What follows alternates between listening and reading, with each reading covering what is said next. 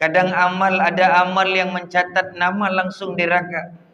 Ada amal yang langsung mencatatkan namanya di neraka. Tapi gara-gara Ramadan datang, sebiji korma kau bawa ke masjid, kau bagikan ke tetangga, boleh jadi hanya sebiji korma, tapi itu melepaskanmu dari neraka, terhapus namamu di neraka, dan itu luar biasa. Walau bisikin tamarah.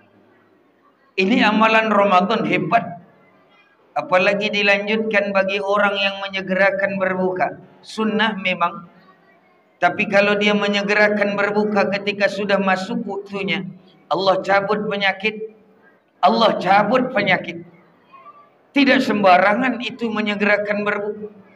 Dulu sejarah saum, kalau ada orang menunda berbuka, kalau sudah masuk waktu maghrib, dia tidak buka langsung, maka dia haram berbuka sampai maghrib berikutnya. Itu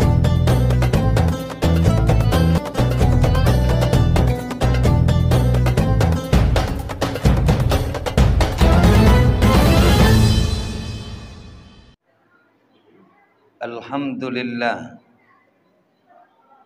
Alhamdulillahilladzi ja'alal iman wal islam fi qulubina wa bi Muhammadin nabiyya wa rasula. Asyhadu an la ilaha illallah wahdahu la syarika lah, al-malikul a'la, wa asyhadu anna Muhammadan abduhu wa rasuluh, nabiyul ula. Allahumma salli wa sallim ala sayyidina Muhammadin wa ala alihi wa ashabihi as-sabiquna al-awwalun. Amma ba'd, ya ayuhan nas, ittaqullah haqqa tuqatih wa la tamutunna illa wa antum muslimun. Wa qala Allah ta'ala fi kitabihil karim, a'udzu billahi minasy syaithanir rajim, bismillahir rahim. Qul in kuntum tuhibbunallah fattabi'uni yuhibbukumullah wa yaghfir lakum dzunubakum wallahu ghafurur rahim. Wa fi ayatil ukhra hafizu 'alas salawati was salatil wusta. Wa qala Rasulullah sallallahu alaihi wasallam, man shoma Ramadan imanan wa ihtisaban ghufira lahu ma taqaddama min dhanbi. Wa fi ahaditsil ukhra, man qama Ramadan imanan wa ihtisaban ghufira lahu ma taqaddama min dhanbi. Shadaqallahul adzim wa sadaqa ala rasulillahil karim. Jemaah Jumat yang dimuliakan oleh Allah, alhamdulillah kita ucapkan syukur kehadirat Allah Subhanahu wa taala. Sebab 2 bulan lamanya kita berdoa untuk sampai di bulan yang mulia, bulan yang diberkahi Allah Subhanahu wa taala, yang disebut dengan Syahrul Mubarak, yaitu bulan suci Ramadan, yang dalam riwayat lain disebut bulannya umat Nabi Muhammad sallallahu alaihi wasallam. Pantas kita syukuri sebab dibuktikan oleh Allah Subhanahu wa taala bahwa dikabulkan dari seluruh yang kita doakan di bulan Rajab dan Sya'ban. Ini hadir usia kita di bulan suci Ramadan. Tidak lain tujuan Allah menyampaikan umur seseorang, usia seseorang di bulan suci Ramadan, melainkan untuk diampunkan oleh Allah Subhanahu wa taala. Maka rugi ketika ada orang yang sampai Ramadan selesai tidak dapat ampunan Allah, tidak mendapatkan ridho dan surganya Allah. Na'udzubillah. Mari bersama kita syukuri nikmat yang besar ini, semoga dilanjutkan dengan nikmat-nikmat yang lain insyaallah. Amin Allah. Dengan ucapan syukur tertinggi, yakni alhamdulillahirabbil alamin. Tidak lupa salawat serta salam kita hadiahkan kepada junjungan alam, yakni Nabi besar Muhammad sallallahu alaihi wasallam. Mudah-mudahan syafaat tercurah baik di dunia maupun di akhirat insyaallah. Amin Allah.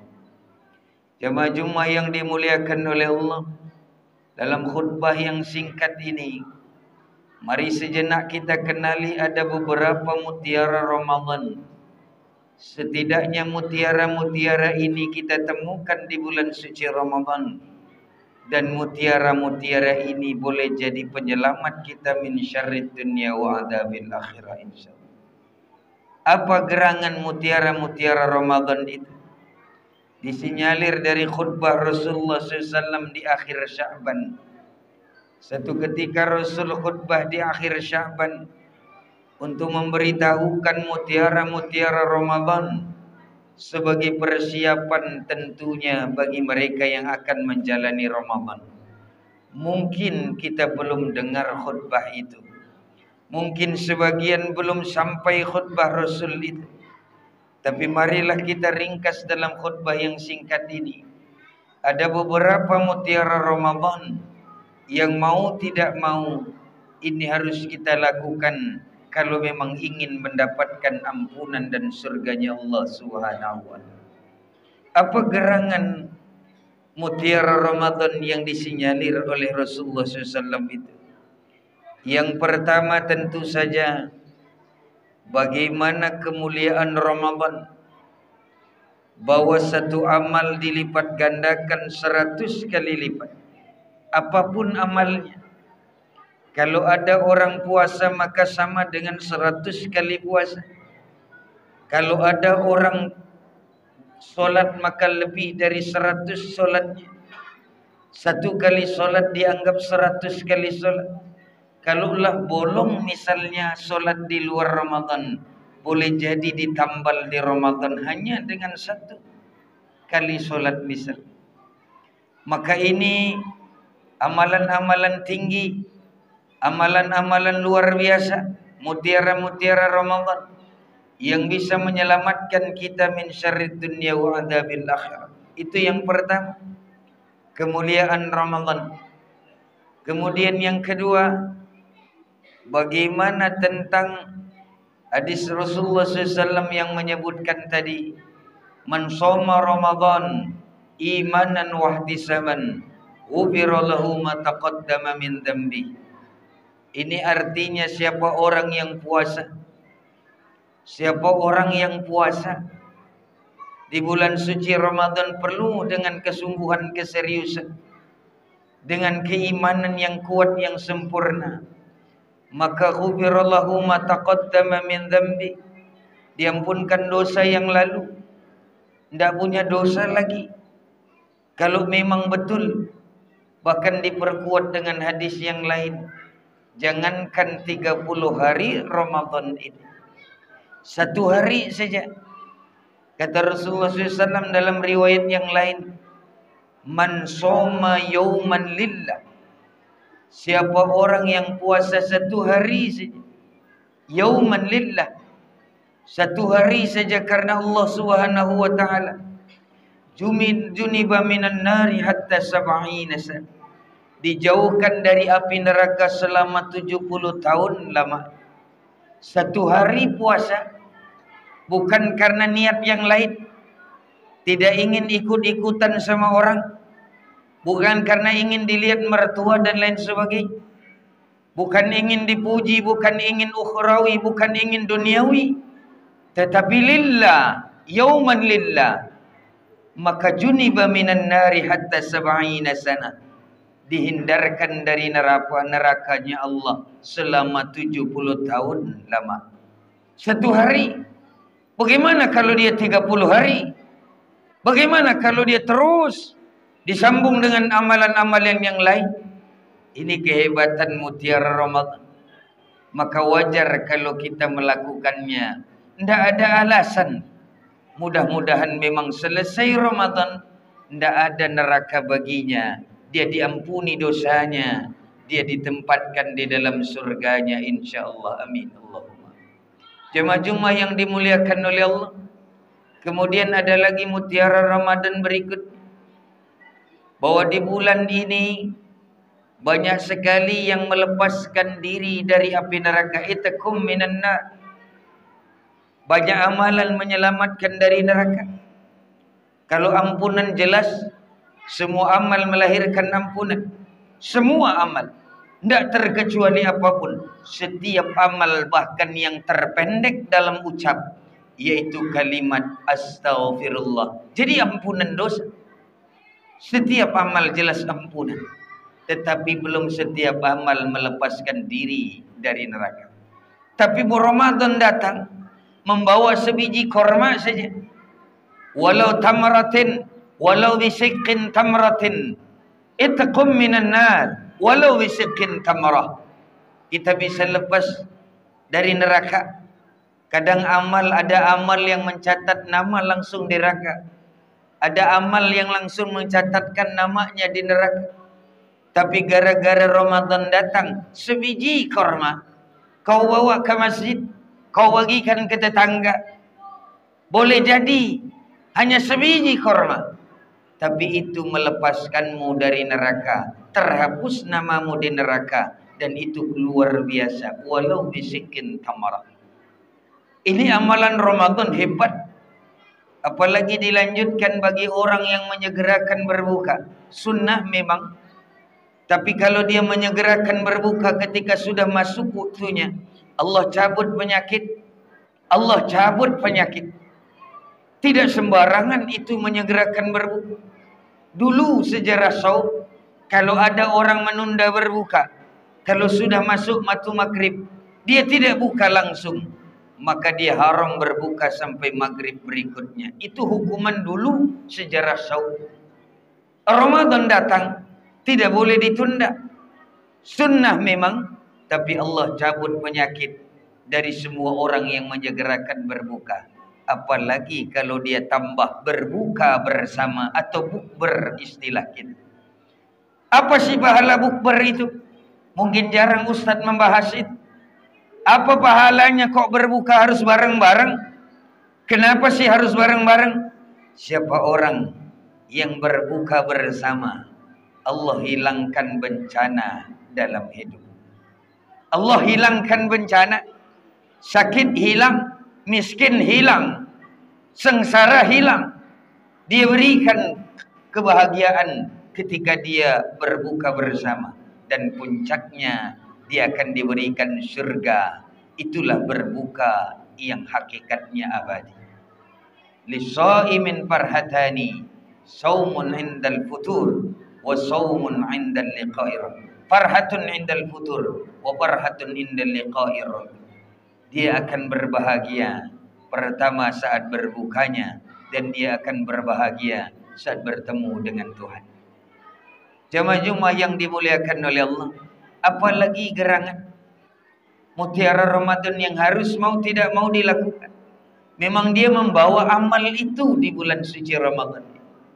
Amalan berikutnya adalah bagaimana tadarus Quran, bacaan Quran melahirkan nama di surga. Satu kali kita baca Quran atau bahkan sampai khatam, maka detik itu dia sudah dicatatkan namanya di surga. Itulah kehebatan baca Quran di Ramadan. Beda sama yang lain. Kalau kita sudah rutin baca Quran di Ramadan, tidak ada urusan khatam atau tidak. Tapi kalau sampai khatam akan kita tambahkan maknanya.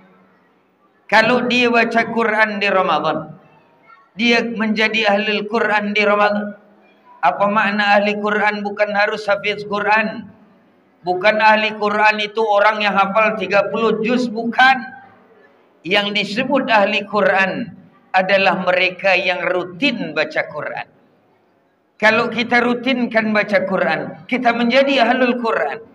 Sekalipun tidak hafiz Quran, apa pahalanya? Detik itu namanya dicatatkan di surga.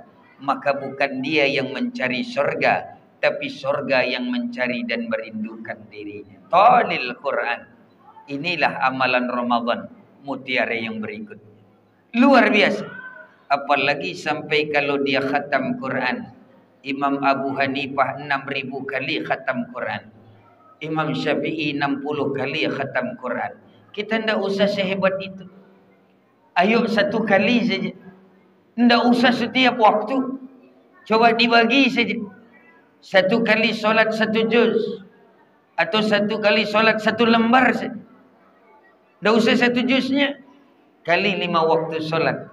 Berapa mudah, betapa mudah kita mengkhatamkan Al-Quran di Ramadan. Dan kalau itu tercapai, apa yang didapat? Kata riwayat Ibnu Ahmad, kata riwayat Imam Ahmad, orang yang khatam Quran walau sekali, maka detik itu dia diberikan 60.000 malaikat. Buat apa sih 60.000 malaikat ini? Yang akan terus mendoakannya sampai kiamat. 60.000 malaikat. 1 malaikat saja berdoa, doanya tidak pernah ditolak. Wong malaikat itu suci. Malaikat tidak punya dosa. Sekali dia doa, ijabah Tuhan. Ini kehebatan khatam Quran. Kemudian mutiara Ramadan berikutnya, mudah-mudahan ini penutup dalam khutbah yang singkat. Apa itu? Kira-kira kalau tidak mampu saum, kalau ada orang yang dengar dia tidak mampu saum, tidak mampu puasa, jangan tinggalkan tarawih. Atau sebaliknya, dia tidak mampu tarawih, jangan tinggalkan puasa. Kenapa? Hafizu ala sholawati wa sholatil wusta. Kalau tidak mampu istiqomah, minimal riyadhah. Kalau tidak mampu dapat rutin, minimal kita tahu momen-momen menambahnya, momen-momen mengumpulkan amal. Dan itu kalau kita tidak bisa selamat dari puasa, minimal kita bisa selamat dari qiyamul lail atau tarawih. Maka ini 2 hal yang berbeda, 2 hal yang sama-sama kuat. Kalau kita tidak mampu puasa, jangan tinggal tarawih. Kalau tidak mampu tarawih, jangan tinggal Al-Quran. Kalau tidak mampu Al-Quran, jangan tinggalkan memberi buka puasa. Kalau tidak mampu memberi buka puasa, jangan tinggalkan. Ini yang paling ringan kata Rasulullah SAW di bulan suci Ramadan. Siapa orang yang mengurangi beban, siapa orang yang mengurangi beban di bulan Ramadan, Allah bebaskan timbangan buruk di yaumul mizan.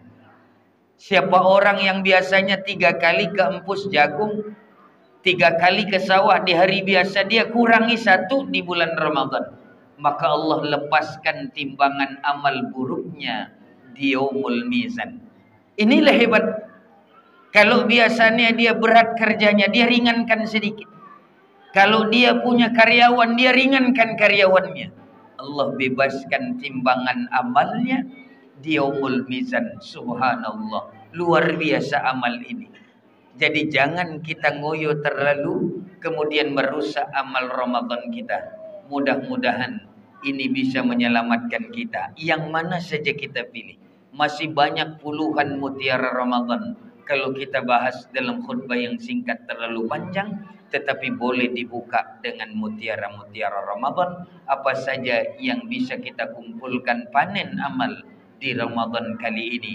Mudah-mudahan sebagaimana kata Syekh Usman Al-Qubbawi dalam kitab Durratun Nasihin, kata beliau, nanti ujungnya kalau kita nemukan satu amal mutiara Ramadan saja yang istiqomah kita lakukan di Ramadan ini, maka iblis di ujung takbiran hari raya yang fitri nanti membenturkan kepalanya ke tembok-tembok sampai pecah dan berdarah-darah. Itulah nyata bukti bahwa mereka kalah dengan amalan yang kita lakukan. Walau setahun kita maksiat, bisa berubah di Ramadan. Setahun kita maksiat, tidak ada apa-apanya kalau dibandingkan taubat di bulan suci Ramadan ini. Apalagi kalau kita dapat Lailatul Qadar, sudah harapan 83 tahun dianggap tidak punya dosa. 83 tahun dihilangkan dosa kalau kita dapat Lailatul Qadar. Apalagi amalan yang paling mudah mendapatkannya adalah i'tikaf. Orang yang i'tikaf di masjid untuk Lailatul Qadar, jangankan solatnya, Jangankan Qurannya, tidurnya pun dia dapat Lailatul Qadar. Asal dia sudah memulai dengan nawaitu i'tikaf. Begitu mudah mendapatkan Lailatul Qadar. Maka jangan terlalu sulit mempersulit diri. Mudah-mudahan bisa kita lakukan di Ramadan kali ini. Mudah-mudahan kita kalau berbuka di dunia, semoga juga berbuka dengan bertemu dengan Allah di surganya, insyaallah. Amin. Allahumma amin. Barakallahu li wa lakum bil Qur'anil azim. Wa nafa'ni wa iyyakum bima fihi minal ayati wa dzikril hakim. Wa taqabbala minni wa minkum tilawatahu innahu huwal ghafurur